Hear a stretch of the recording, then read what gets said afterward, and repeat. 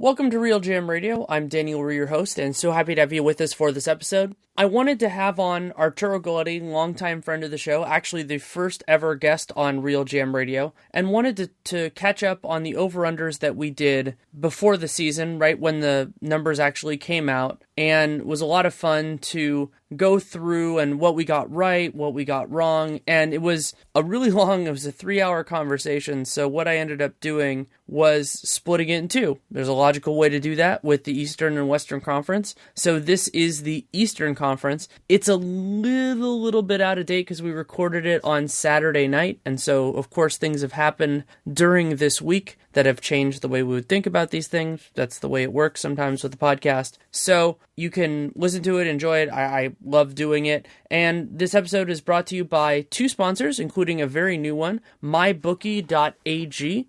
And if you use the promo code REALGM, you can get a 50% deposit bonus on your first deposit. And so that means if you put in $100, you get $50. And again, it's the promo code REALGM. And then our friends at SeatGeek, you again use the promo code REALGM and you get $20 on your first order. And it is my go-to for both buying and selling tickets. So conversation with Arturo runs, it's about an hour 20, and there should be timestamps on it. So for those of you who like that, you can look forward to it that way. Hope you enjoy. Thank you so much for coming on. It's a pleasure to be on, Danny. So we're going through the over-unders as we did at great length, wonderful length before the season. And this is actually a little later than we usually do it, but that was just kind of due to circumstance and everything else.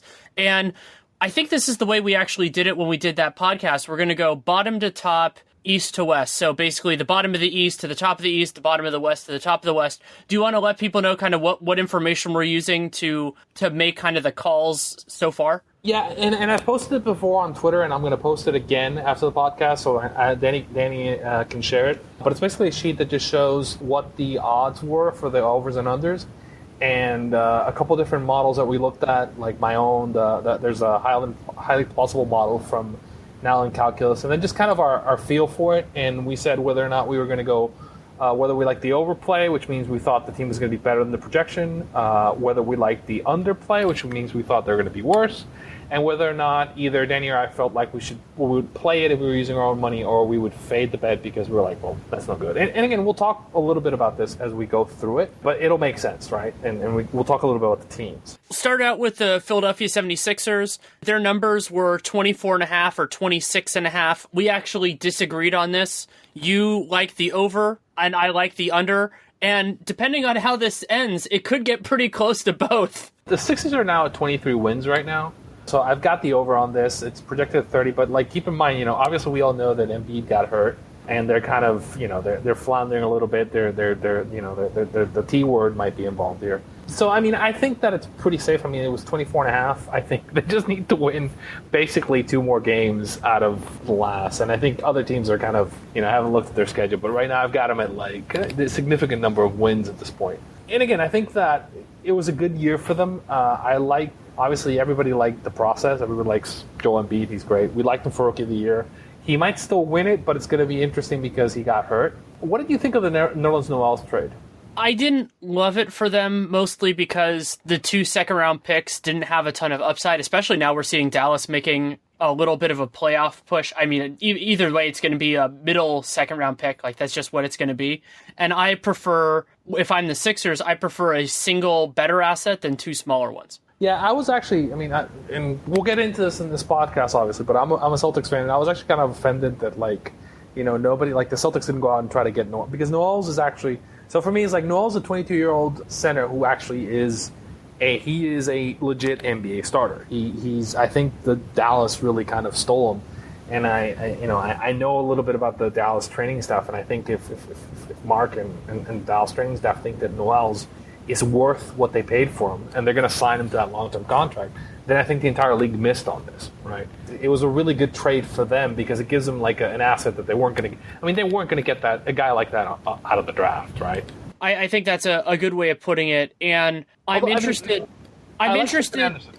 Yeah, Justin Anderson's a good fit for them. I should have mentioned him when I was talking about it, but He's more of a support piece in all likelihood, and so I'm mad at just like with a couple other things. I'm mad at the other teams for not doing it. It was kind of the same thing with Taj Gibson. I thought that Oklahoma City got him for cheap, and that's more on Oklahoma City on everybody else not making the offers than Chicago taking what they did.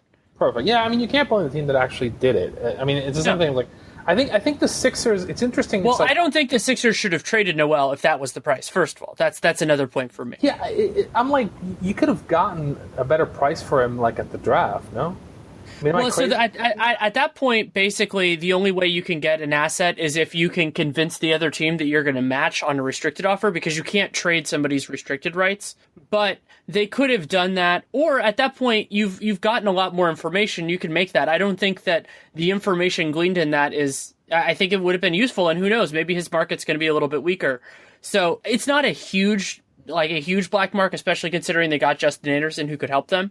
But I would have liked them waiting instead of doing what they did. But I mean, and I made this point, and I think that basically Noel's is better than anything the Celtics are going to have, for example, at center for the next 10 years, probably, right? Because I don't think that they're not going to draft it. They're not going to draft the big men. They never do. And I love Al, but I mean, and we'll talk a little bit about that. Al is not really a center. He's more of a forward playing out of position, and then that kind of shows. And, I played a little bit of DFS very successfully, and, I always pick the guy who's playing against Al Horford because he kills them on the boards, and that's kind of a problem. So, I mean, having a guy like Noel's who can protect the rim and is a kind of legit starting center, I mean, we haven't even developed him, is a great deal for the price they're going to pay for him. And he's better than anything you're going to get on the draft. So I think, again, the Philly thing kind of confused me. I don't know why Philly just kind of said, oh, we got to get rid of him. I mean, it might just be the Colangels, but, who knows? We'll move to the Nets. The Nets it was 20.5, 21.5. They're going to go under in all likelihood. And I understand why we both went over, because we didn't expect this to fall off the rails as much as it did. And with a little bit more going right, like Jeremy Lim playing a little bit more, I still think they would have gone over. Well, I mean, I think the trick on this is if you think about it, they didn't have any incentive to tank because they don't own their picks. And we kind of thought, and they kind of looked all right. I mean, they had the pieces for a decent team. It's just one of those things where, things just, sometimes there's one team that's like the MASH unit, and they were the MASH unit this year. And what I mean by that, for those youngs out there who don't know what that is, that's the military hospital. So somebody gets hit by the injury bug, and the team just whatever. I think they've made some nice moves though, right? I don't dislike what they've done with they have a really bare cupboard. There was a really heated argument the other day on Twitter about who's going to be better over the next 5 to 10 years. Whether it was going to be the Nets or the Knicks, and a lot of us kind of thought that the Nets, just because we think that their org is just better. And I mean, I don't think that the Knicks have enough assets to offset what they are in terms of the GM and the coaching. I would lean Knicks just because Porzingis is a better asset and a better player than any young guy that either team has. And if the Nets had their own picks after this year, I would probably go with them. But that extra season is going to hurt. And also, I like what Brooklyn has done as kind of in the short term to reasonable contracts, no bad deals.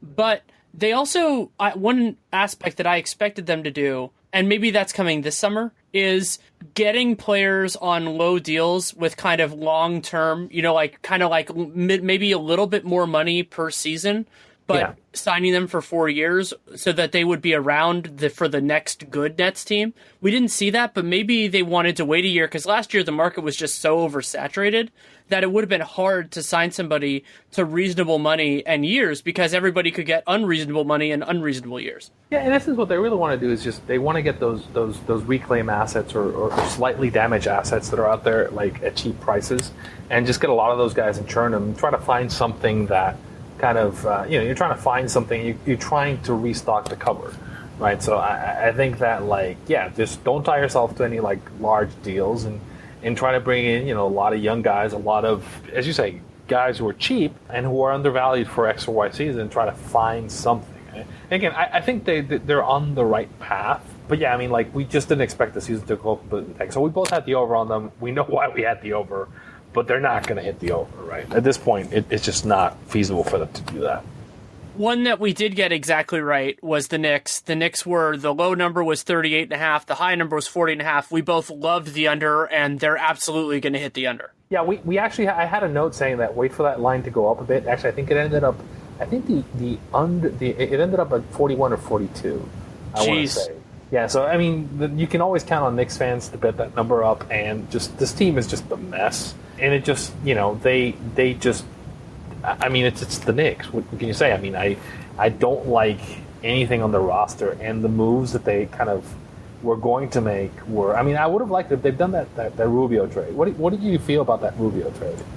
I don't think it made sense from the Wolves' perspective, so if the Knicks could have done it without giving up too much, then by all means. But I think that's kind of where the issue came, is that the Knicks are actually very asset poor unless they're going to throw in one of their key things. Like there are a couple teams like this where they have players and they have some picks, but those things are not really negotiable, so they are asset poor in that sense. Yeah, I don't. The thing that the kind of you mentioned Porzingis, and I don't like the situation of Porzingis. Like, if you have a guy like that, right? He hasn't been good this season. I think a lot of that is because he's in a situation that's kind of toxic, and he's with guys who are just like, you got Rose and although Rose has actually been better recently, but again, you got guys that are going to take the focus off him, and he's not going to develop properly. If I look at him versus somebody like Nurkic or Jokic, right now, they're Nurkic is showing something in Portland, but Jokic is just miles ahead of him in Denver, right? And I think a lot of that is because the team has built around him, and they've been willing to kind of cut the cord on things and we'll talk a little bit. They've cut the cord on some players to kind of make it his team, and I don't feel like the Knicks front office is as committed to Porzingis as the Nuggets front office is committed to Jokic. I agree with you. And so, yeah, that does make me more concerned. And also, they spent long-term money, and that's going to be hard to move. So we'll have to watch that. I think we can move on to the Bucks. The Bucks are probably one of the bigger roller coaster rides in terms of our predictions this year. It was 37.5 or 38.5, and we both went under and played it because we thought, I think the Middleton injury had already happened, and we thought that number was a little bit too rosy. And early on in the season, it looked like we were idiots. Then it looked great. Right now, they're projected 38.7, so it looks like it's going to be close. I mean, it's going to probably come down to the last game of the season. Neither of us expected. I think I bought the Giannis. I've posted my draft projection for Giannis. I love Giannis. I think he's a great player. I didn't expect him to blossom into a top 5 guy like this early, and he's been kind of amazing. I mean, the issues with that team are still kind of they still don't have all the pieces around that, but it's a really interesting, good young team, right? I think the fact that they lucked into Brogdon is kind of, this is the part where we kind of screwed up. We did not expect Malcolm Brogdon. And that's actually been for everybody who doesn't know, go watch a Bucks team. The rookie point guard they got, and what spot did they draft him in? He was, I think, 35 because I think they had him and they drafted him and McCaw and then sold McCaw to the Warriors. Yeah, that's a really great pick for them because that kid can play. And having that, and I think now it's a situation where if they get the playoffs, they're going to scare the crap out of somebody if they get the 8th seed, and we'll talk about that a little later. The 8th seed in the East is going to have an interesting first round series, and I think that having Brogdon and Giannis and they have a really good young core. Now they probably need to move some pieces around. But I think that organization is a really, really good spot, and they have some passionate fans too. So I think that's great. And again, I think we've got that as wrong right now, but I think we might actually end up being right on this. I actually think they're going to push over it personally, but it's going to be close. So I don't think we need to stress about that too much. I think we can move on to the Magic. The Magic, I think we were justifiably a little bit high on them with Frank Vogel, and because their projection was low. It was 35.5 or 36.5. We both went over, but said to fade it because we knew that there was some downside in it, and that downside ended up coming to fruition. Did we do that? Was the pick made before or after the Oladipo trade? It was the Oladipo trade was on draft night, so it was definitely after that because we did this in, I think it was in September or August or September. Well, I think we expected that team has some talent they have guys who can protect the rim, but for whatever reason that hasn't happened. I mean, like, Yeah. you think that a team that has Serge Ibaka and Bismack Biyombo, and they can kind of keep people and win kind of ugly, but that really hasn't been the case here. They also, I think they also got sabotaged a little bit by their offense. Like, I think that was probably a little bit demoralizing for them, that they just couldn't put the ball in, and then that made it harder to play good defense. They've also looked better since they moved Ibaka and are basically playing everybody at their natural positions and added Terrence Ross who can shoot. But they're still, they're below what we expected, and that's okay. It happens. Who's the best player on that team? Long term or right now? Long term. Probably Aaron Gordon. And he's imperfect, but I think he's talented. Alfred Payton has been really good since the Ibaka trade. Like, really, really good. He has. He's been helped a lot by it. Yeah, and I think the problem is, I think the thing is, it's like have Payton and then like turn Aaron Gordon back into a 4. And get some more shooting, get another guy who can run the offense, like with the draft pick. The problem with them though is that I think they have a very low probability of like any of their current players turning into a star. And really at this point to get into the like hosting a playoff seed mix, it's almost impossible to do that now without any of those guys, even though there aren't that many in the East right now. They have to move Biyombo or Vucevic this offseason, no? Probably. I mean, it's not like either. Vooch has a reasonable contract, so I don't think now that Ibaka's gone, I don't think there's the issue that they're spending too much money on those guys, but it's definitely redundant in terms of value. I think both those guys actually have a decent market. Sure. I mean, well, Biyombo was never as loved by most people as we both liked him, so it might be a little bit harder to move him. But Vooch, he's paid like a backup center, and even if that's the way they think of him, you can get something for him. Let me ask you a question. Wouldn't Cleveland kill for Bismack Biyombo right now? They would, but they don't have the financial flexibility to make that work. No, I'm just throwing, or yeah. Like, you'd think, like, I mean, I don't know. I mean, you would think that the Celtics might kill for him, but like, then you figure out that like Danny doesn't like big men. But yeah, I mean, like, I think he has a real value. I think that the problem with Vucevic has always been Vucevic is almost more a guy who's like a bench piece. In terms of like, yeah, he's the guy you want to bring off the bench to score. What David Lee is doing for the Spurs right now, right? That's the role ideally you want for Vucevic, and then you try to turn him into a starter. And there are some nights where that just doesn't work. And again, I think you're right. They don't have that piece, and I thought Aaron Gordon might be that piece, but then they've stuck him into the wrong position, and that's kind of hurt him. And so you don't know what you have with him right now. So I think that this team is still 3 or 4 years. I mean, they've never actually gotten to a point where like they've recovered from the Dwight trade, right? Yeah, also partially because they traded guys like Tobias Harris too early, so it made it so that it was harder to recover. But yeah, agree. Want to take a quick moment to tell you about a new sponsor of Real Jam Radio, mybookie.ag. For many of you, there could be something that in the very near future in sports that you are interested in placing some wagers on, and you can do that through mybookie.ag. It is a way to lay down some money and score big on college hoops, and also it's a great option for those of you who are sick and tired of getting the runaround when you're asking for a payout from something like that.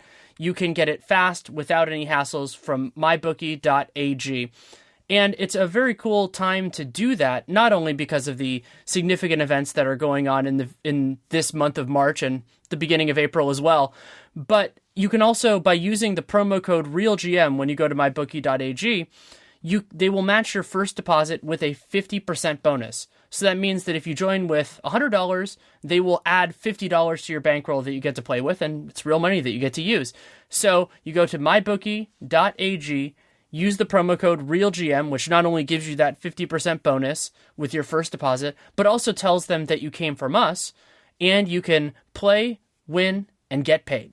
So Washington was actually projected to have the 6th worst record in the East. We were split on it, 41.5 wins or 43.5. You picked the under and faded it. I picked the over and faded it, and this is one that I got right. They've been great in the second half of this year. Yeah, I think the key for this is so I was always a big fan of Bradley Beal coming out of the draft and Otto Porter. I like both those guys. And I think that finally Bradley Beal has been healthy, and he has been healthy for a long time career. And so he's healthy. Otto Porter's been incredible. And just I think the difference, and again, let's give credit where credit is due, the difference between a bad coach, which really Randy Whitman was the worst non-Byron Scott coach in the NBA last season. and somebody who's competent. I mean, like, Scotty Brooks has flaws, right? We'll get into them in the playoffs. But, like, he's a good coach. He can get a team playing right. The team will play good defense. The rotations will make sense. And you can see the difference between what they were last season and what they are. I mean, I think that we didn't account for that effect on those young players. He's shown that he can develop some of these young guys before, and he's been really good for this team. So I think that, like, you know, this is a team that, like, you know, 2 years ago, if Walt doesn't get hurt, they make the finals, right? At least in my opinion. So I think that, like, you know, this is a team that's in there, and I think it's really interesting, and I'm going to be really interested to see, because I think the Eastern playoffs are going to be wide open. So I think Washington's my first team that I think they have a realistic shot of getting to the finals out of the East, right? Where I'll look at them and go, like, I think that they could make the finals. I still like Cleveland if they're healthy, which of course we still don't know for sure, but they got JR back. But Washington they're a team that you have to discuss because their starting five is very good. And while they don't have somebody to defend LeBron, they should be able to get buckets on Cleveland. And so they can make it a series at the bare minimum. Basically, I was going to be that point. Like, basically everybody can get buckets on Cleveland. That's kind of the problem. I'm not going to get into a Cleveland thing, but we'll talk about Cleveland a little bit. And there's some real flaws there. So I think that, I mean, do you agree with me that Washington could get to the finals? Sure, they could. Yeah, I'm not going to argue that. I think that realistically, I don't think they can win, but I think they can actually get there. And that's really good. Yeah. Chicago Bulls, less really good. Where the numbers were 38.5, 41.5. You said the over, I said the under. I think I'm more confident in mine than you are, but it's possible, given the gap, that they could actually do both based on the numbers that you had preseason.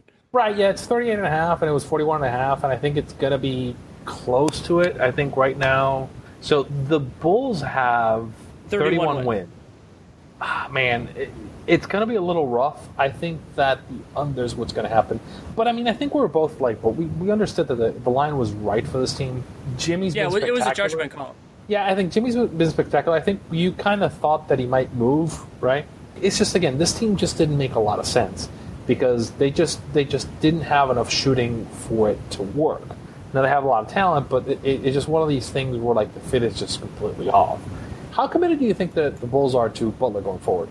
I think they're pretty committed to him. I mean, he's pretty clearly their best player. And if Boston didn't put together a good enough offer to make it worth their while now, they will have another opportunity at the draft. But outside of that, it's going to start to get a little bit harder for them. And one of the just structural things that you have to remember with free agency is that one of the tactics that, like, kind of armchair GMs like to do in terms of off seasons is, oh, well, Boston can go for the best players, and if they don't get them, then maybe they do a Jimmy Butler trade. But the problem there is Chicago, part of the appeal for them of doing a Jimmy Butler trade would be clearing the cap space, and they're not going to be as interested in that on July 8th or whatever once the best guys have already committed.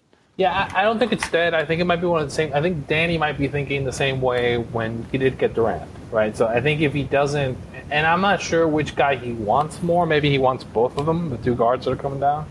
And I think his thought, or the C's thought, was they're going to get one of those two guys. It's Ball or Futz.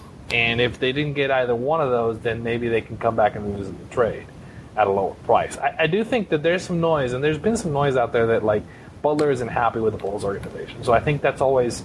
So I think in the back of my mind, I don't think we've heard the last of maybe Jimmy Butler leaving that team.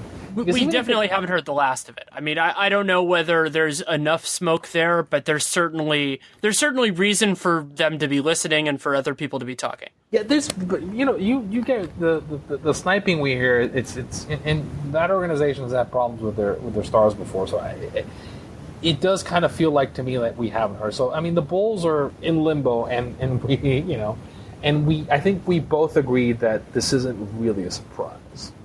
Agreed. Definitely agreed. And we'll see what they are moving forward, too, because they have the ability, because they don't really have much in the way of bad long-term contracts, to get out of a lot of stuff if they want to. But the question is, what would they do with that flexibility? And assuming they're going to keep the same people in charge, why believe that they're going to do a better job planning and executing than they have the last few years when they've built teams that didn't really make sense? If you had to bet, where do you think Dwayne Wade is playing next year? I think he's on the Bulls. I think he opts in. As crazy as that sounds, I think that it's going to be hard for him. I'm sure his agent's doing a lot of work right now trying to see what the market is, and I'm guessing he would be very open to going somewhere else. But I don't think that the big question for me is, will the Bulls have the pieces or whatever to potentially make a Melo trade? Because while I would disagree with that on the merits, that totally sounds like something they would consider. Yeah, it feels like, and we know Chicago talks to New York. I think that, like, the usual suspects, it's like, I need to, like, get on the trade machine and see if there's a way I can get him on the Clippers or something, because it's like he could wind up on the Clippers, he could wind up on the Knicks. I don't think the Cavs have, like, the assets to get him, but, like, it would be a Cavs moves to do. And so, I think that those two pieces are not necessarily going to be with the Bulls. So I think the Bulls are going to look way different next year. If I have to bet now, I think their starters are going to be completely different from what they are right now. I hope they look different next year. I think they'd be much better off to do it, but I'm a little bit skeptical. Ready to move on to the Pistons? Yes. I was too high on this. The numbers were 45.5 or 47.5. I just like the Pistons. It was one of those, there will be a second one of these in the Western Conference, where even though I thought the number was high, it was a judgment call, and I just went, I think they're going to go over. You said under, and they're going to go under. They're probably going to be in the low 40s. Yeah, I mean, this is not a bad-looking team when you watch them play. The problem, and again, I think so their best piece is Drummond. Drummond is not as good as Dwight was when he was the same age, in terms of, like, he has some real offensive limitations. And then they don't necessarily have the shooting around him to actually kind of help. So, I don't think, like, Stan doesn't have the team that he wants here, right? So it's not quite there. Reggie's not the piece that I think he thought he was, so it doesn't quite work. They got Boban, but they haven't had anything. And Boban's been okay in very, very limited action. So it's just not a team that, I think has a much higher ceiling without getting some more pieces in, right? I think it isn't like this is a young team getting better. This is a team that kind of is missing some pieces. I think they're going to be around this range unless they do some major shakeups. And I think, from what we heard, I think that, like, I think they were trying to move some pieces. They didn't do anything, but I think it's there. Again, I get why you like them. I mean, I think we both like Stan. I just didn't see the players on the team to justify going that high. I mean, their number was 40. It was 46, and that just felt a little too rich for my blood. To me, they're pretty solidly right now on the treadmill of mediocrity. Like, they're good enough to not get a good draft pick. They're pretty much capped out, and they don't have much in the way of value contracts to move too much out of the way, unless they're willing to move on from a guy like Stanley Johnson, who I actually think is a nice fit with where they could be going moving forward. So they're not a bad team, but I don't think they have enough there to get much better. They're going to need improvement from Reggie Jackson, who's been pretty awful this year, and Drummond, who's been disappointing. Like, those are really their keys to moving up. And they have a couple of young guys, and Stan has done an amazing job as the GM getting players for very little. They're going to need to do that one or two more times to really deepen their rotation. Yeah, would you rather have Drummond and Reggie Jackson or Goran Dragic and Whiteside? Moving forward? Yes. I'd rather have Dragic and Whiteside. I believe in them collectively more. And at this point, like, Drummond is relying on his athleticism, and he hasn't really done much skill development. So I'm not buying him improving substantially from where he is right now. Yeah, we used to complain a lot. Everybody complained about, like, Dwight not having enough skill, and I think, like, Drummond's, in terms of skill, is the poor man's version of Dwight. He really doesn't have. I mean, Dwight had moves around the basket and stuff he could do. I think Drummond's, there's a point where, like, the raw athleticism just doesn't get you enough, and that's, I think he's a nice piece if he's the third best guy in your team, but if he's your centerpiece, it just won't work, right? You're just surrendering too much on one of the ends of the floors for him to be your best guy. We can move on to the Pacers. This is a pretty straightforward one. The numbers were either 44.5 or 46.5. We both said under. You wanted to play it. I didn't. And they're going to fall a little bit below it in all likelihood. Yeah, they're going to be below it. I mean, I think that, like, they were trying to do something. I think it relied on... I think if Paul George had been better than he's been this season, then I think maybe I would have been wrong. But I mean, whether it's the injury or not, he just hasn't been the same guy since he came back. I think Teague has actually been pretty good for them. But I mean, but again, Yeah. I mean, it just wasn't enough. I think Turner's is having a sophomore slump, and so again, I mean, I think this team. I mean, different than some of the other teams we talked about. I do think this team has pieces, right? So this isn't a Pistons situation. I do think the Pacers are not close to their ceiling. I think they can go higher than this. They can actually get into the 47 win range with this core with some moves, right? So I would. They're not in a situation like other teams where they need to rebuild. I think they basically just like write it out and see what they have in Turner and Teague and George. I mean, do you agree with me on that? I agree with you in terms of talent. I think, though, that there's a very real risk that Paul George leaves next summer. And they just need to know. That's an information issue, not a player evaluation issue. They just need to know, if we offer him the maximum we can, will he stay? And the problem is, I wouldn't pay Paul George the maximum. They have to. I would either move him or let him go to LA.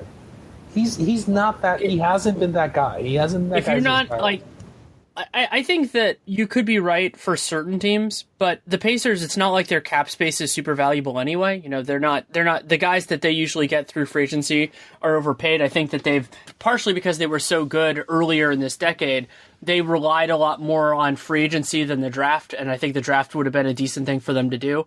But we'll have to see. I mean, I think that they're in a complicated spot with him, but if they're not comfortable paying him the max, they should have traded him at this deadline. They shouldn't even waited. I think we both know the rumored there was a rumored crazy Pacers Celtics trade where I think the Pacers were treating Paul George like he was like a top 10 player in the league, and he's not a top 10 player in the league anymore. And like the asking price they were asking for, if you think he's going to leave, right, then that asking price, is a bit silly. You can't, I think that they need to really think about moving him this offseason, right? And they need to think about it long and hard because, as you're mentioning, it's like he's an LA guy. There's a very real chance that he's going to wind up in LA. And then, guys go home. And, if that's the case, then maybe you need to kind of, cut bait and look for some assets, right? Maybe look for some guys who can actually get in the door.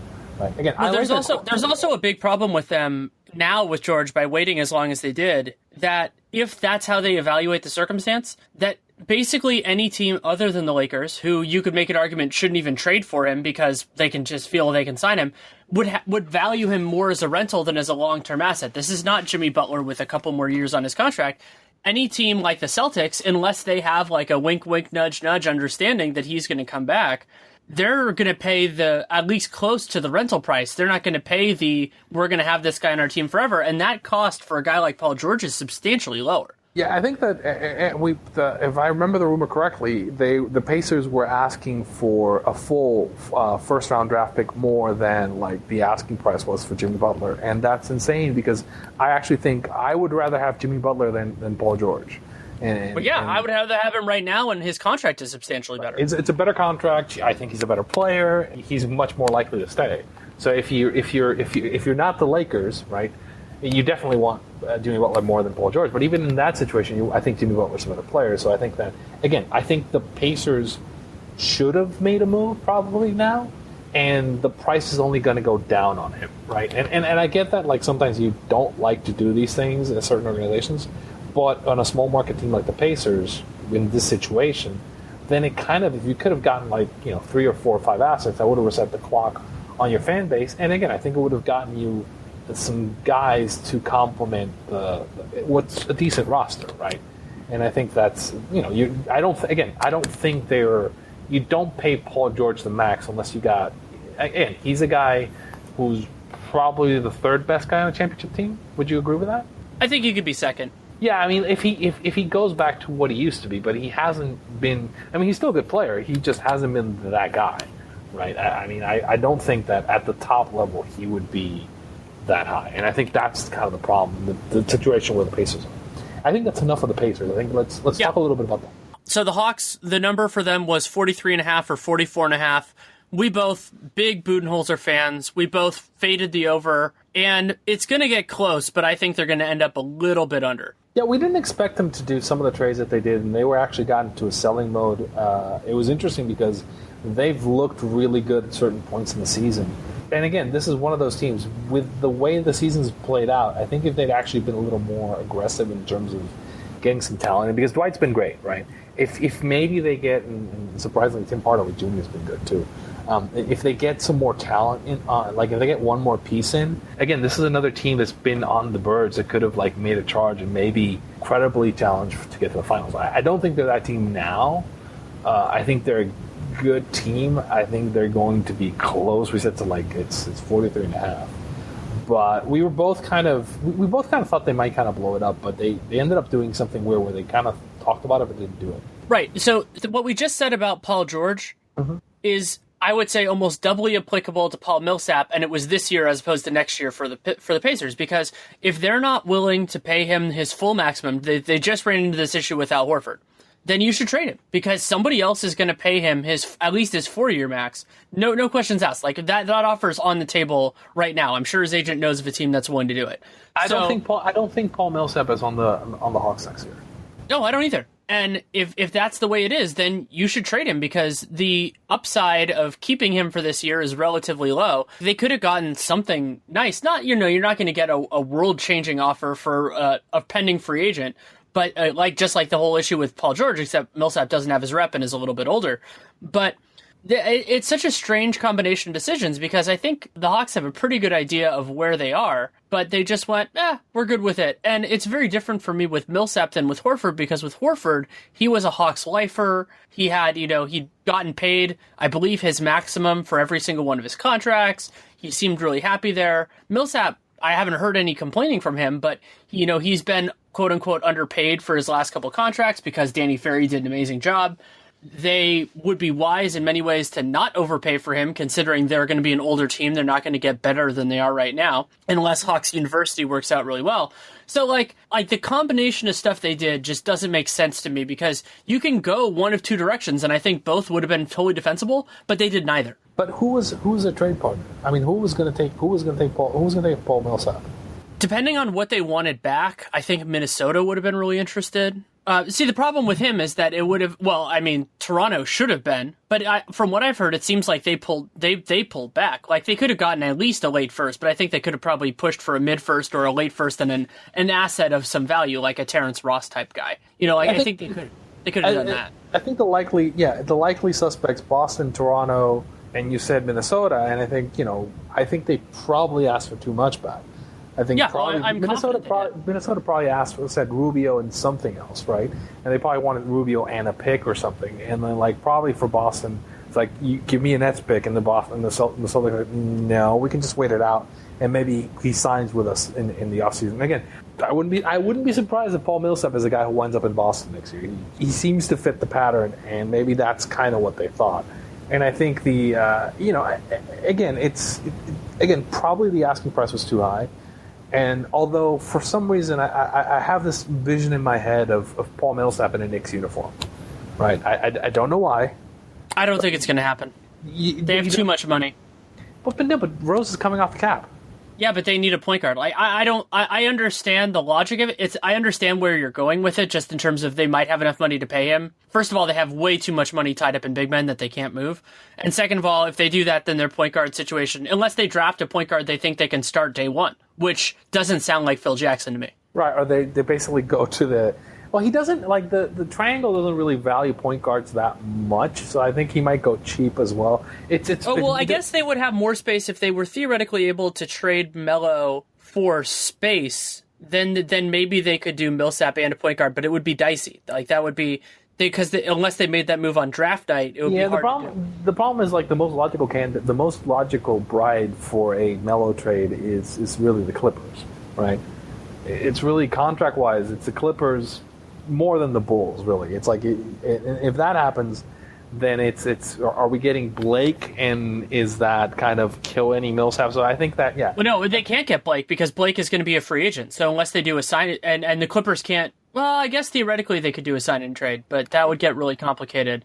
And the way that I think it would happen is they'd be trading some of their salary filler, Austin Rivers and or Jamal Crawford and things like that, and then maybe an asset or two. But I don't think that's enough to get it done if you're the Knicks, because you're not getting cap relief. Right, and again, this actually does. I mean, some of the free agents. I mean, if you think Millsap and Griffin are going to be available, then that explains some of the moves where like the teams that needed big men kind of went like, we can kind of wait until the summer and get one of these guys maybe.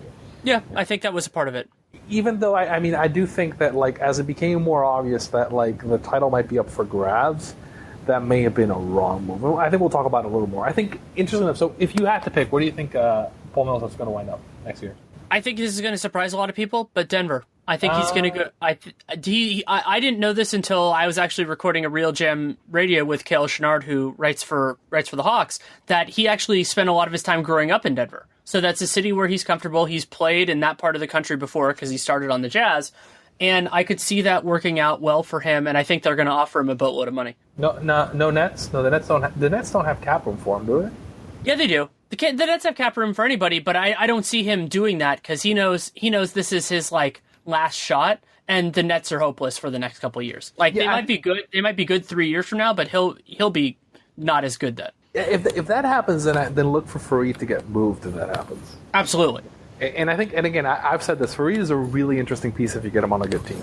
And on the right team, he's like a really, really good asset because he's the guy who like does stuff. As long as you don't have him be your primary rim protector, if he's your fourth big, that's fine, and he's actually getting closer to being paid like a fourth big. I think he's fine. I think he's fine if he's your second big playing next to a good rim protector. I think you don't have enough floor spacing personally. I think if you're playing next to somebody like, it has to be a good center, but like I agree with you. I mean, like he can be David Lee, right? I think that's. Oh no, actually, David Lee's a better offensive player. So no, I think you probably like third or fourth big would be really interesting for him. Okay, let's now we're starting to get into the really interesting teams. Boston. Yeah. Okay, Boston Celtics, your team, the lines were 50.5, 51.5, so there was not much in it. We were split, and we were split for a good reason. You said fade the under, I said fade the over because that was a very good line, and it looks like they're going to be very, very close to it. It looks like right now we both win because it looks like the projection's at 50. Are actually like it's right in the middle, so it looks like it's close to 51. Yeah, and that would mean that we both hit because I bet the under on 51.5, you bet the over on 50.5. And I think, and I meant to note that I like the 25-1 to win the title better than that. And again, I thought that the Celtics at some point in the season were going to make a trade with some of their assets to get another star in the building. They didn't do that. They kind of passed, so that explains why I had them at 25-1 to win the title. This is a really interesting team because I've said this: they are built to play a team like the Warriors, right? They have a ton of guys who can cover on the wing, and they can. If you the way to beat them is size, right? So if you can play a team like the Warriors that have issues with size and rebounding, that's great. If you get against a team that can rebound you to death, like the Spurs, they're going to run you out of the building, right?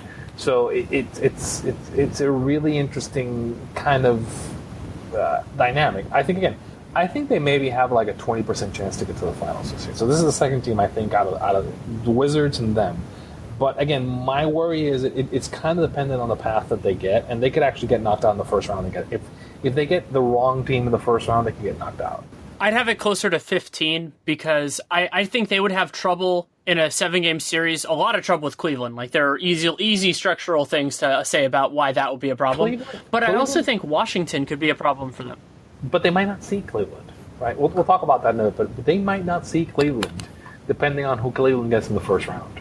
Right, I think that's I think Cleveland's making it at least to the conference finals, no real problems. I think there's a certain team in South Beach that might have an issue with that, but Miami's not that good. Miami's playing hard. Spo's a great coach. They don't have the talent to touch it. You and I both know that talent and experience wins out in the playoffs. Right. I mean, we can cover that. I don't want to get into that, but I'll cover. We'll talk a little bit about when we get to Miami. I think the trick with Boston is okay. So they've got Isaiah, right, and Isaiah is really good on one side of the ball and really bad on the other. And the problem is for them that because they don't have the size behind him, that kind of makes him a little dangerous as an asset going forward, right? Against right, and that's also why they would have trouble with Washington because they don't have a hiding place. Right. There's too much on the wing, and you probably have to get him out of the game. And again, here's the thing: they have that pick. They're going to get some talent in the building. I really like Lonzo Ball. I really like Futz. I think they're both great players. I think they'd be a great fit. I do wish they'd actually gotten one of the big men. Like this is a team that would have been perfect to get like Ibaka or get Noels or get Boogie, and they were all available cheap to bring on the team. And again, all those three players have different issues, but on a team like the Celtics that doesn't have like a real like league average center, and again, Al Horford plays center, but this is a Celtics tradition. We're playing a guy who really is a 4, right, or is closer to a 4 at the 5, and he suffers for that, right? And I think that like if you could have gotten somebody to help him and like put next to him, like I mean they're better when they play Amir, right? Who's their nominally their starting center, but Amir can't really go the entire game, right? So it's a weird spot where like they really needed one more big guy. They didn't get it, and I think that's going to limit their ceiling. They have a lot of potential, right? This team has Terry Rozier on the bench, so I mean, come on. Sorry, I'm a little salty about that. They really, and again, this is my problem with the Celtics construction is talk about Terry Rozier. So, what are the odds that Terry Rozier is ever going to start with the Celtics? Oh, extremely low. Because I don't mind him as a backup though. That's fine, but if you're saying, look, I cannot include Terry Rozier in the trade for Serge Ibaka, when I don't have a guy like Serge Ibaka that can give me like rim protection at the 4 and kind of improve my situation and let me play Isaiah more than I can do. And if I don't have that guy, then why am I cared about a guy who's probably like the 4th best guard on the team? And I'm going to draft the guard next season, right? So like, yeah, that's a big part of the point. And also like theoretically, yeah, Serge Ibaka is one option. They also could have gotten Taj Gibson, and Taj Gibson would have been a great rental fit. And they have enough assets. Like I am totally supportive of teams being judicious, even if they have a ton of assets. Like I was very critical of what the Nuggets did, giving up a first in that trade, even though they have a boatload of them, because you don't want to give them up without a good reason. But getting Taj Gibson would have given them a fighting chance in the conference finals to me, and that would have been worth it. Yeah, but I mean, there's like a 40% chance that you're going to have to cut Terry Rozier at some point, right? Yeah, they're not going to have to cut him, but you might just not give him a second contract. If you draft Lonzo Ball and you keep Isaiah and you have Avery Bradley and Marcus Smart, like you're running out of roster spots for a little bit. Like you can't have that many guards on the team. Like if he's your 5th guard, like you're not going to pay him as your 5th guard, so you may need to cut. They've cut guys like him before. And again, I'm not judging Terry Rozier as a player. He's a fine player, right? He could probably catch on another team. It's just, again, the way this roster is constructed, it's like building a fantasy team and like all drafting all wide receivers. There's a point where you have to say, look, as much as I like these guys, I have to cut bait and get some big men. Because again, the 4th, 5th, or 6th best guy at a position isn't getting on the floor, right? And it's a disposable asset. It's like you can, and again, the problem is it's also disposable, and then your peak value is hit because other teams know that eventually you're gonna get, you don't have any playing time for them. Quick question for you. We should move on, but I just want to ask you what you've thought of Jaylen Brown so far. Harrison Barnes Part 2. I think he's way better with the ball in his hands. I think Jaylen, I think there's more to it. I could see him being the 3rd or 4th best player on a really good team. You remember Harrison Barnes was a rookie, right? Of course. I covered him. Harrison was actually pretty darn good, and he was actually...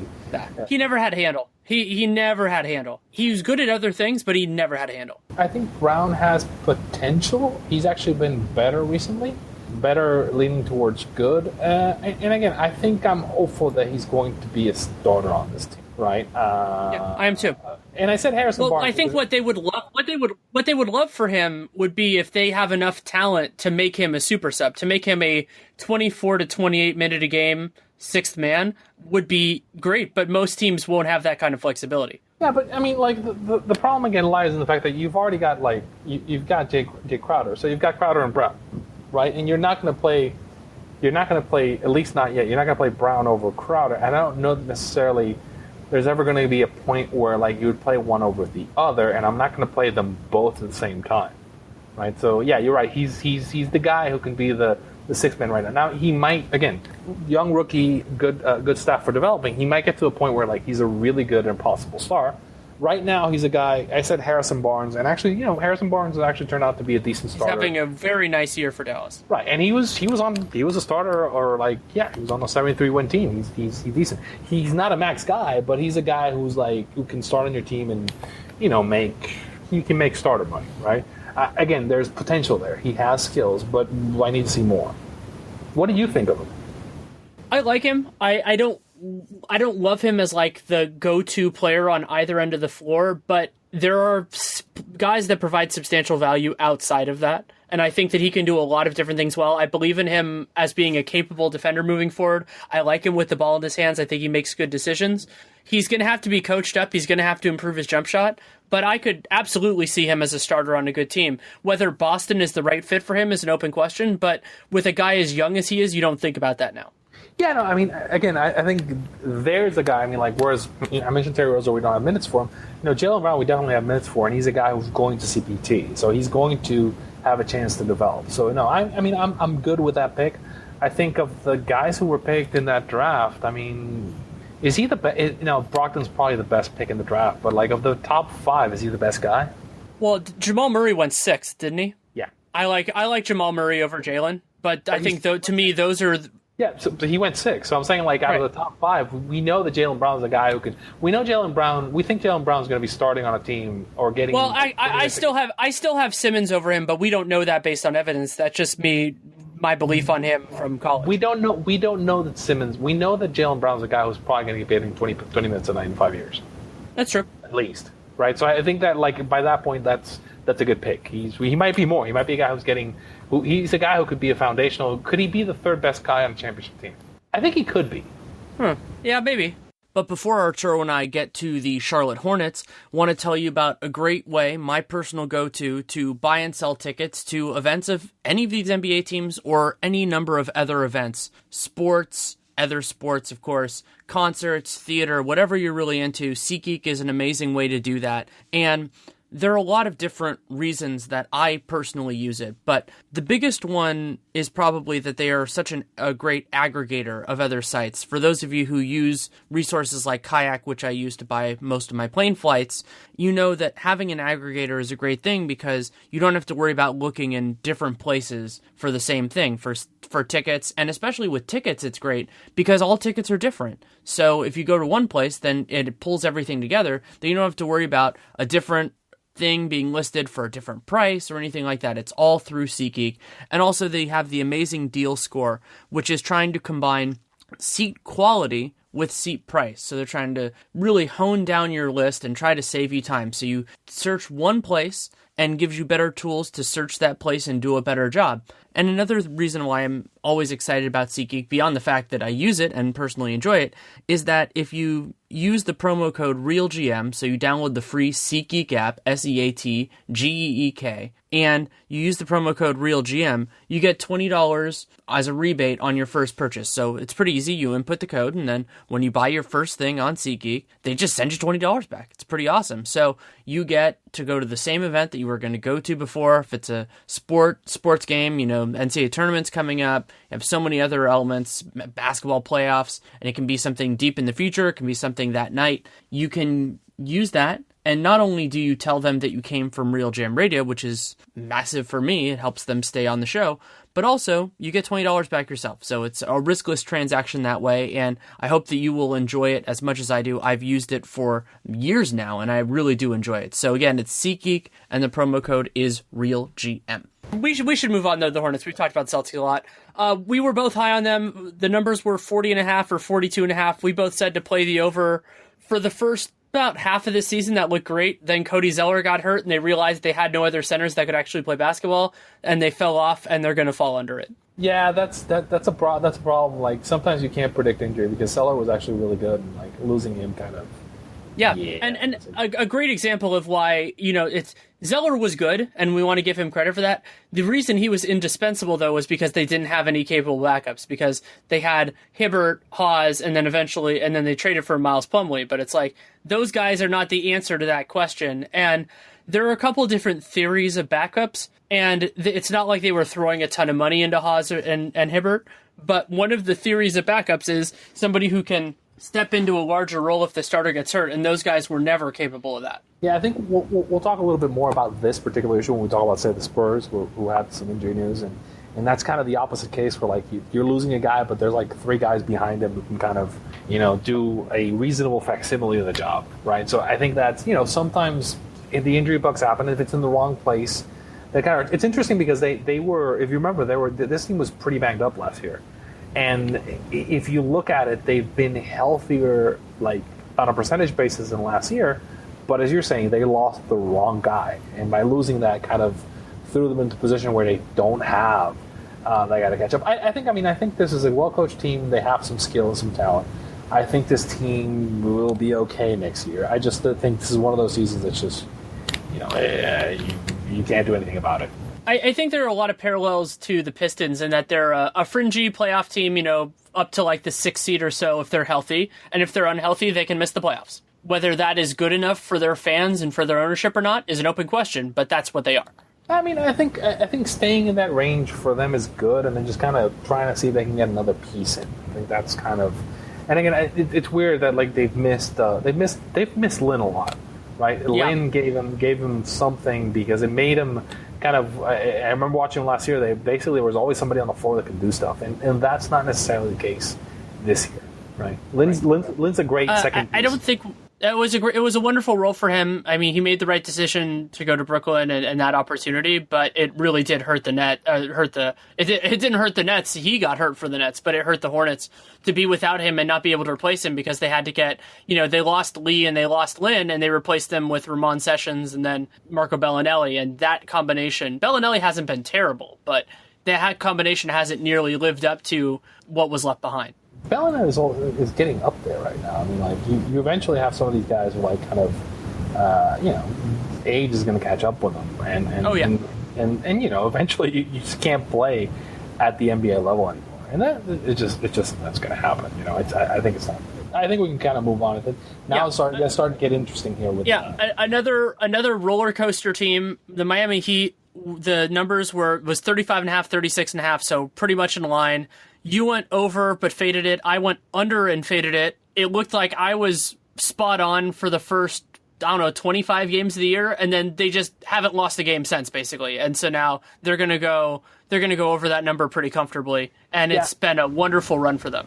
Yeah, I think part of it is I was kind of counting on the fact that like the Goran Whiteside pick and roll kind of works, and it worked all. Well, and Spo is an amazing coach. Spo's an amazing coach, and it worked particularly when like Way was out, just because it cleared up some space. And I think they've done a really, really good job of like turning these guys. Bo's actually, guys like obviously Dion Waiters, who actually is Dion Waiters is an actual decent basketball player now, right? He is a serviceable basketball player who does things. Wayne Ellington has actually been good.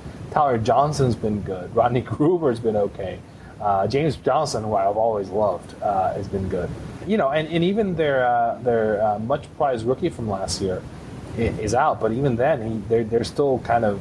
I was looking at the odds for them to make the finals earlier in the day. They're at 100-1 to make the. I know it's 100-1 to make the finals out of the East in one of the betting sites up over in Europe, and I thought that was a ridiculous number.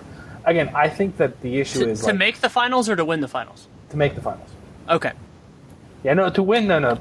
To win would be a different story, but here's the thing. Like, so right now, I think they're probably very likely the 8th seed, right? I think they're going to get the 7. Yeah, if they're the 8th seed and they're getting, so they've been really good against Cleveland and Washington this year. They're 2-1 versus Cleveland and 2-0 versus Washington, and actually they played them early some of these games. So they're actually match up really well against the teams that they would see in the first round, possibly.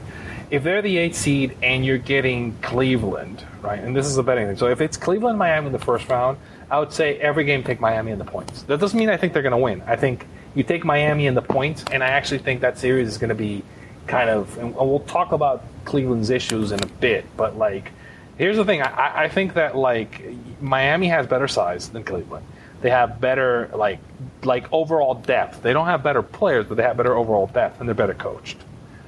So the thing is, it's in essence going to be down to LeBron, and I think this Cleveland team reminds me a lot of the kind of '87 Celtics and kind of the 2010 Celtics as well, where like this is a team that's like this is, I believe, this would be their 3rd run, and I think LeBron's made it to what? Is it 7 finals in a row? Well, it has to be that this would be 7 because it was 4. He was only in Miami for 4 years, and then this is his 3rd year. If you take LeBron off this Cleveland team, they don't make the playoffs. Which is incredible because they have a lot of other talent, but they just can't do it without him. But they don't have a lot of other talent. It's a very top-heavy team. It's him, Kyrie, and Love. Kyrie is basically captain and down. We'll talk about Cleveland a little bit, but they have real flaws, and we talk about it in the preseason. And I think, I'm really intrigued because I think that they're going to, like Cleveland, like LeBron's going to have to be otherworldly to get the team to the finals this year. And I think it starts where I think, like, if it's a Miami-Cleveland series, I think the damn thing goes 7. Because I think that it's a terrible matchup for Cleveland, and they're just not playing well. They need Love, and they're not going to have them the first round. So I think that the Heat are going to have I think the Heat are going to be getting the playoffs, and it's going to be really interesting. You know, they have a puncher's chance in the first round, in my opinion, whether it's Cleveland or whether it's Washington.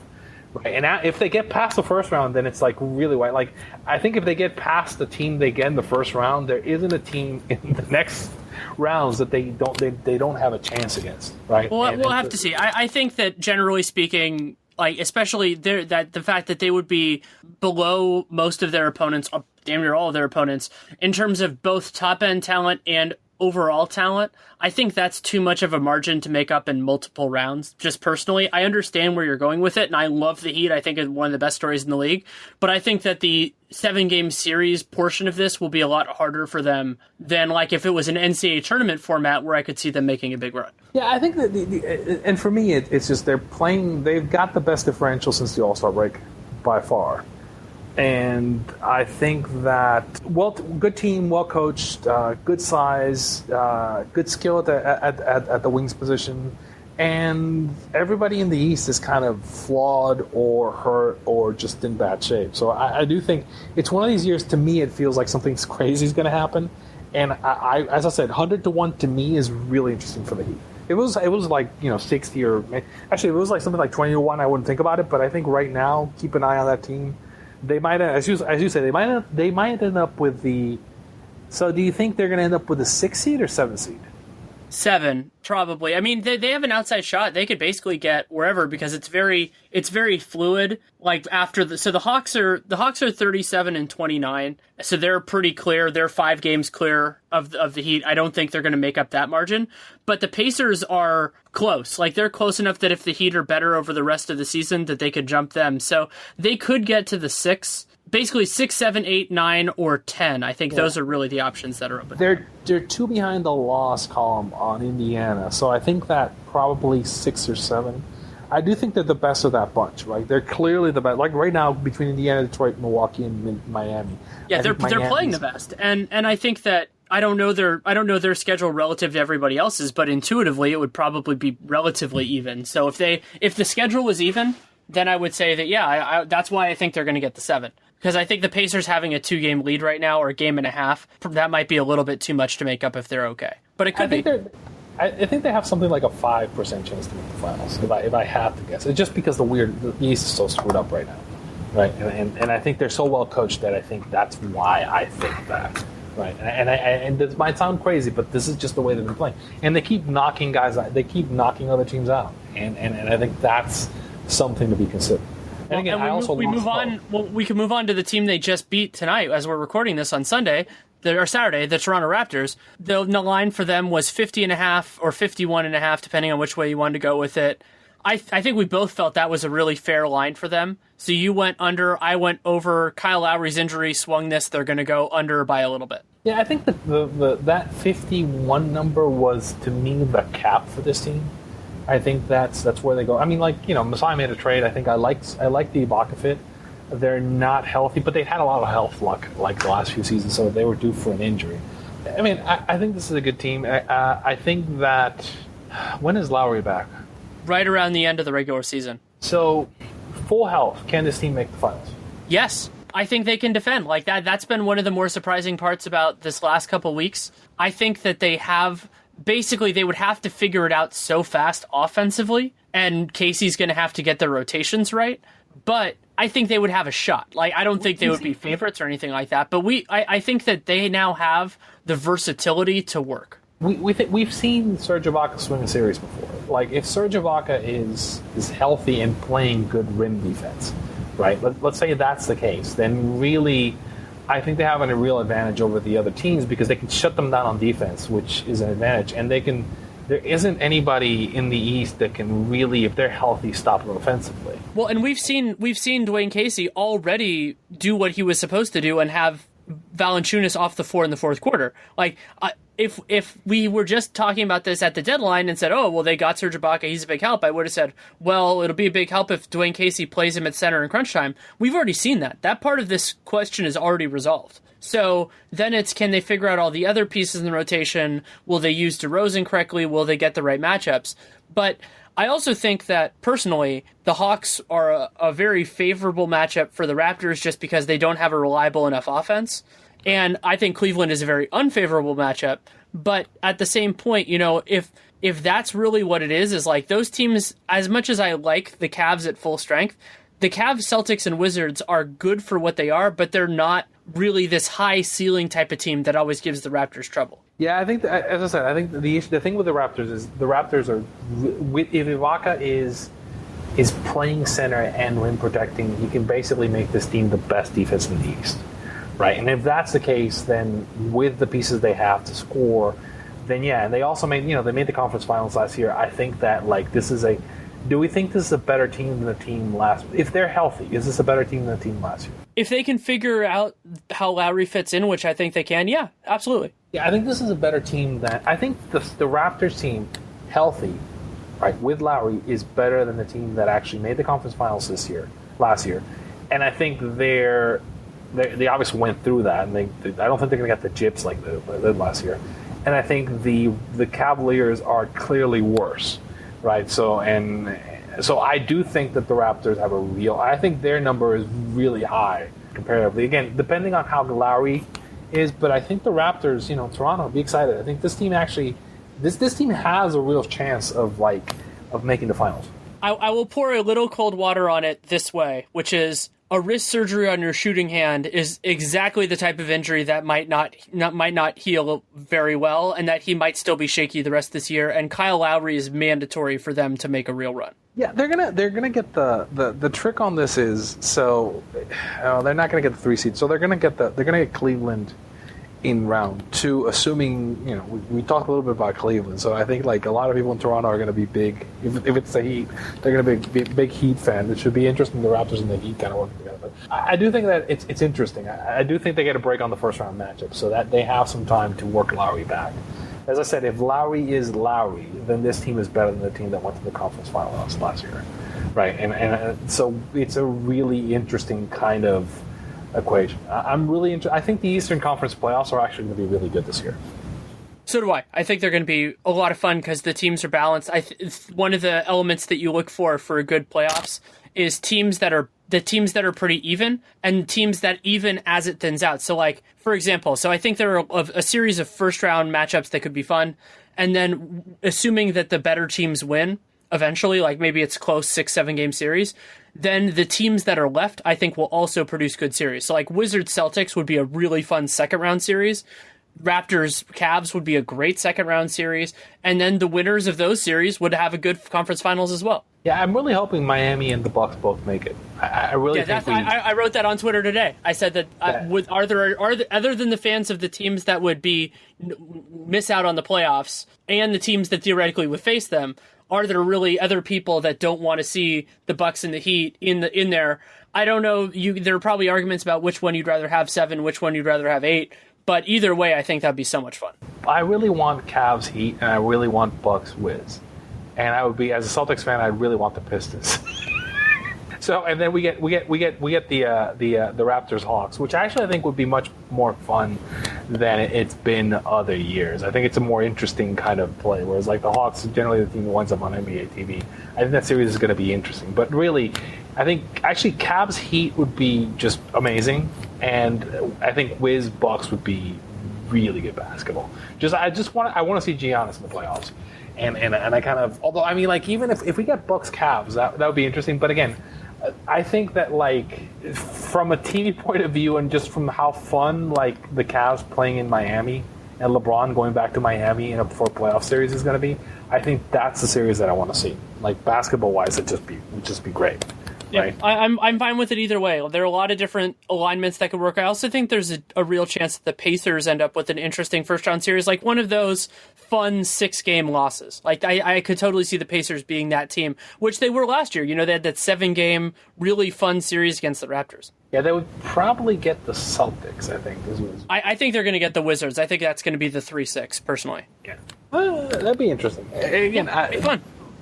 Okay, so we've got the last team on the bunch, the Cleveland Cavaliers. So the Cavs, I think we had a pretty clear narrative going into this. So the numbers for them were 55.5, 57.5. We thought that given the age of their team, the propensity for injuries, the lack of motivation, that they were still going to be good, but they were going to go under, and that's exactly what happened. How much of the Cavs have you actually seen recently?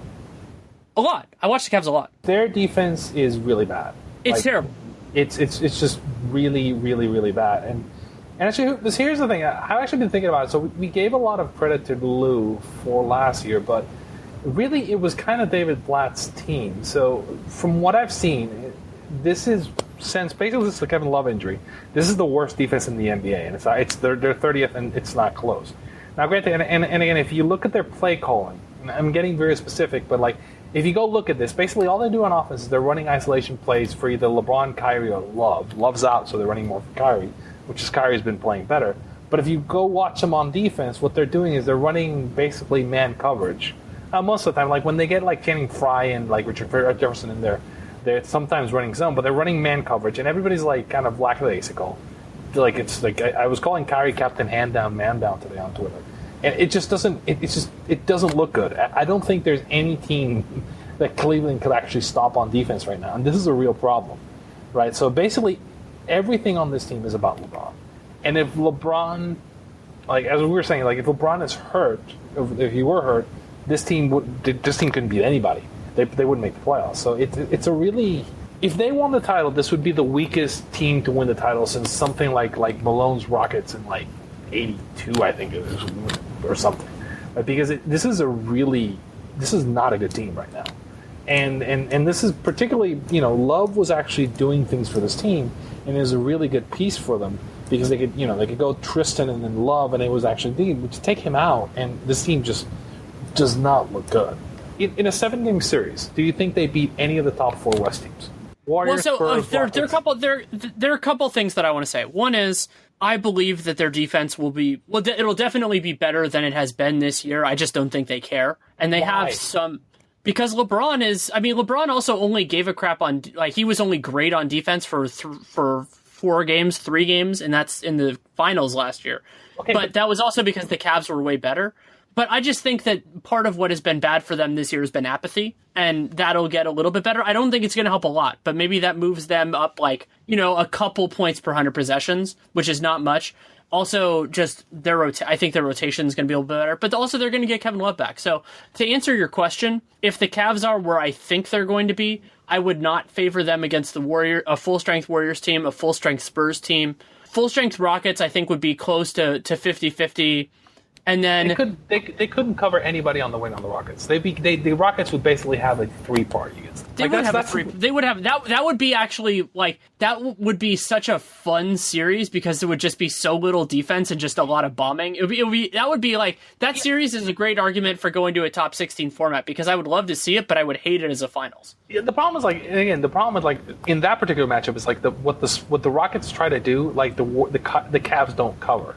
So in essence, it would be like the Cavs playing iso ball versus the Rockets just basically shooting threes. And yeah, sure, the Cavs would win a couple games, but like the Rockets would shoot them out of the building because a lot of that would be open. And the Rockets, with their let's get 5 shooters on the floor, kind of would be a real problem for a team that, really I don't see them covering more than Jefferson covers defense, Tristan covers, but like it gets really kind of bad when you watch them. And I know you're saying effort, but like 23rd for the season and 30th since the All-Star break. This, even with a little effort, that's not going to make too much of a difference. I mean, this is why I'm kind of like, I'm really hesitant to think that. I don't think that they, I think the odds were they had them better than the field, and I respect LeBron a lot, but this is, without Love, right? So let's assume Love isn't back to the first round.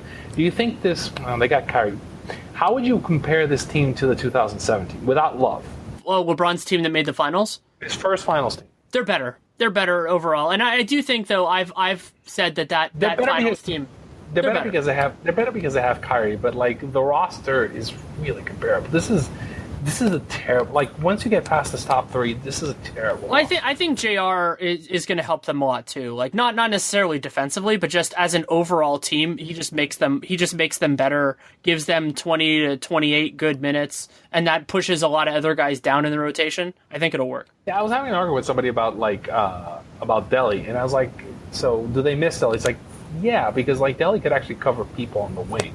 Of course right? they do. So, right, and he was like when you have him and Shump, and you can actually maybe come up with a kind of a semblance on the defense on the wing. And again, same thing.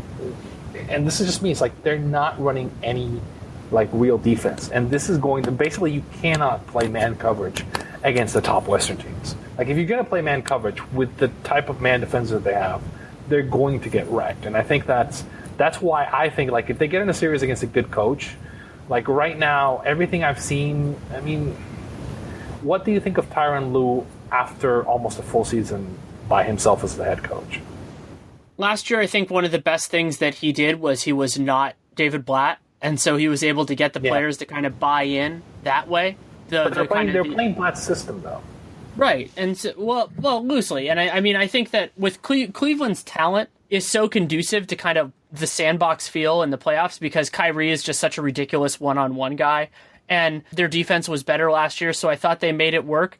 And they didn't really get challenged until the finals. They got that stretch. They had a little bit of advantageous stuff, like with Game 5, with Draymond being suspended and Curry not being himself. But they earned the championship they got. Yeah. And this year's team is just a little bit weaker in a couple of different ways. And the ways that they didn't have the margin that they had in the East got a lot thinner because the teams just overall got better than they were, especially as playoff teams. Like I think we talked about how Toronto I think is better, even if their record's going to be worse. I think Boston's better this year than they were last year, and I think that depending on how it works out, the Wizards are probably going to be better than some of the teams in that morass. Like last year, they just didn't really get challenged until even the conference finals, and that was not even that much when they just had to put on the accelerator twice and they were fine. I don't think they have that gear anymore, and that's just kind of my feel from watching them. And I do think they're really vulnerable, and that it would not surprise me at all if they don't make the finals. And actually, it wouldn't be surprising me. I think that they're at the spot where they need to do some serious rebuilding for next year, because like the holes in this roster are only going to get worse. I mean, you should not be starting like Richard Jefferson and playing Deron Williams and Channing Frye if you think that's not a path. Well, a lot of that stuff's going to get resolved by the playoffs. Like they're going to, assuming Love comes back and they can play their best players just a higher proportion of minutes.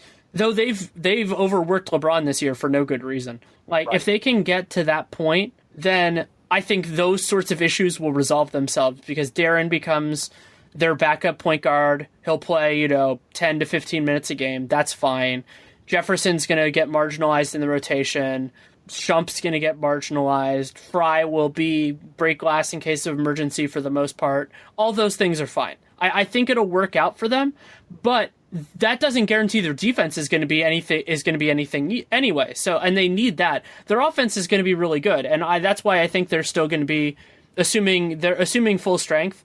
I think they're the favorites and by a decent margin in the East, but they're going to have to do it. They're going to have to actually show it. We don't think the Wizards can catch them, right? In terms of actual record? No, probably not. It's 3 games, but man, Cleveland's been so terrible though. I don't think. I mean, if they had a little more time, maybe, but I don't think it's going to happen. I think they're going to need that home court, and I think that it's going to be really interesting. And particularly if they get somebody like the Heat, I think either the Heat or the Bucks are going to give them they're going to have a really tough time in that first round, whichever of those two teams it is. Because both those two teams, I've seen them, Giannis does bad things at Cleveland team, and the Heat do bad things at Cleveland team. Now again, it's still LeBron, and I still would expect them to win, but I think they might be in for a 7-game first round series because it's just What's interesting, though, is I think the teams that match up better against Cleveland in terms of just pure talent relative to talent are actually the lower seeds. And the best teams, the other best teams in the East, I think are good teams, but I don't think they match up particularly well against Cleveland. So, like, Washington, I think that there are things they can do, but I don't think Washington is a particularly great matchup because they don't have a guy to defend LeBron. The Celtics are very reliant offensively on one guy, but I could basically see them having a lot of long series, but not losing any of them. Yeah, I think they could definitely have I think if it's Milwaukee or Miami in the first round, they could probably have a 7-round series. If it's the Raptors in round 2, definitely they're going to have a second. I think definitely the Raptors would take them to 7 or get them close. So I think that I agree with you. I think their challenges are going to be the first 2 rounds, particularly with Love coming back. If they come back and they round into shape, then yeah, it's a different story. I think like the Wizards and the Celtics are not as good matchups are better matchups for the Cavs, right? So I think again the problem is going to be like I think that first round series and that second round series are going to be just rough for them because of the matchup. Apologies for the abrupt ending, but Arturo and I went straight into the Western Conference, and that will be its own podcast considering this was plenty more than an hour in and of itself, and I did really enjoy the conversation. You can follow Arturo on Twitter at American Numbers. That's AmericanNumbers. Love talking with him and always enjoy doing over-unders, and it always turns into a big conversation, but something I enjoy quite a bit. It's getting a little bit long in the tooth now because we recorded it on Saturday, and now I'm putting this out on Thursday morning, but that's the way it works out sometimes. I've had a lot of different things to cover, and then I don't know exactly when the West is going to come out. My tentative plan is for the weekend, but we'll see how the timing works on everything like that. So really hope you enjoyed it. I enjoyed doing it, and if you want to support the show, there are a lot of different ways that you can do it. You can leave a rating, leave a review. You can also tell your friends, tell people you think would enjoy this podcast or any of the other ones that we've done. And you can also subscribe and download every episode. Subscriptions are great for Real Jam Radio because I release it on random days, so I do appreciate that if you're listening to this and you like it. Also, you can check out the Mascot Bracket podcast I did with my sister, a very different thing, change of pace, but it was fun. I really do enjoy it. And then the great way that you can support this show is by checking out our sponsors. For this one, it's our new sponsor, mybookie.ag, where they will give you a 50% bonus on your first deposit if you use the promo code REALGM. That's MYBOOKIE.ag.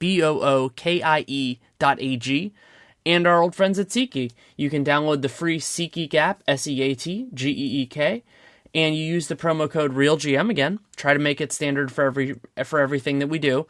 And for that one, you get $20 off your first order. It can be for a sporting event, it can be for a concert, it can be for theater, whatever makes you happy, and tells them that you came from us, and you get free money. I use SeatGeek all the time whenever I'm not lucky enough to get a credential, so you can check that out as well. If you have any feedback on the show, good, bad, or indifferent, Danny Leroux, NBA at gmail.com, at Danny Leroux on Twitter. And I read everything, I respond to what I can, but if you take the time to write it, I will take the time to read it. I do appreciate that, and it's a part of what makes the show better. So thank you so much for listening, take care, and make it a great day.